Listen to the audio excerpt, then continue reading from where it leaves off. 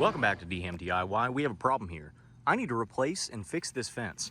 Problem is, we have a tree growing right in the middle of it, and as you can see, it's a red oak. It's very nice, at least 5 years old, my estimation. We need to remove it. Rather than digging it up and pulling it out, I'm thinking about pressure washing it, right?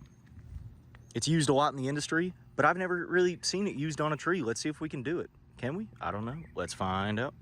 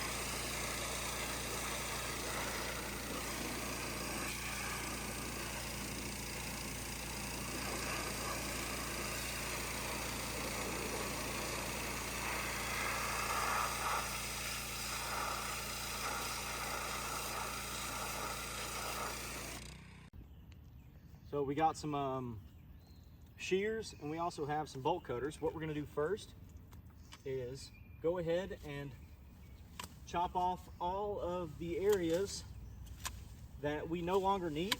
The root system is damaged. The tree is not gonna be able to support all this excess stuff going on, right? The tree is gonna be bedridden for a little while.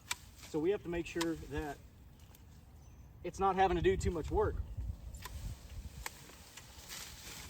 So we get rid of all that. Now that we've done that, we go ahead and get our bolt cutters, and we're gonna snip directly up on this chain link. Is it getting ruined? Yes, right? Is there ways to fix it? 100%. So this isn't a very big deal whatsoever, right? This can be amended, especially how loose this chain actually is. You can see here too, the tree has grown into the chain link. We can deal with that at a later date. Let's go ahead and just get rid of all of that. I think we still got one more.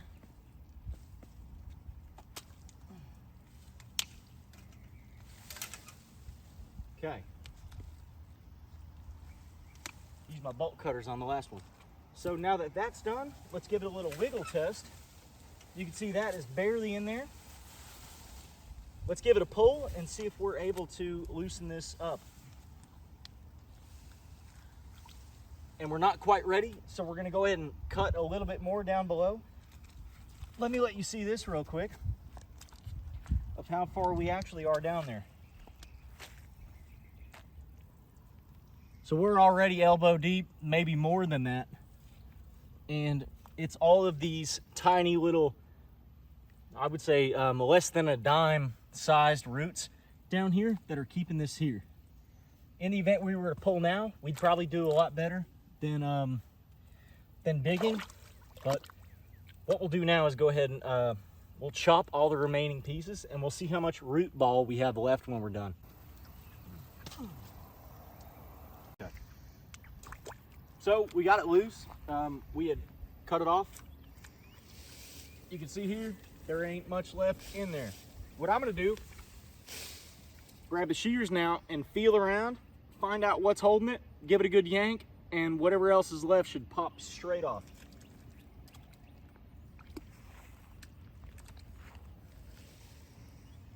You want to cut it as far back from it as you can without grabbing your fingers on accident.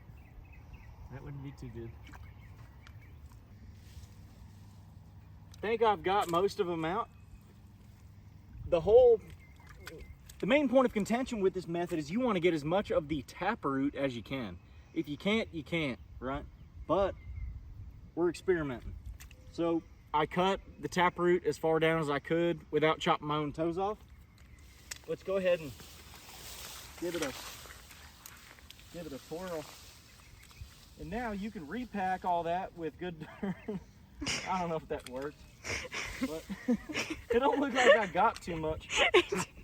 But what you would do typically in the event you were, cutting around a tree is you'd probably go all the way around it, somewhere, let's say a foot circle for something like this, right?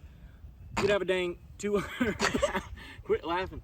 You'd have probably like a 200 pound root ball. Now look, one hand, pretty easy.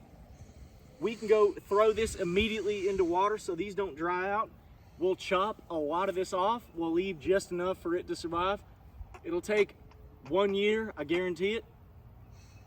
And this thing's gonna be thriving like it's a 5-year-old tree. Here, come here. No, you gotta zoom in on here because I'm wanting to talk about this. Here, thumbnail maybe?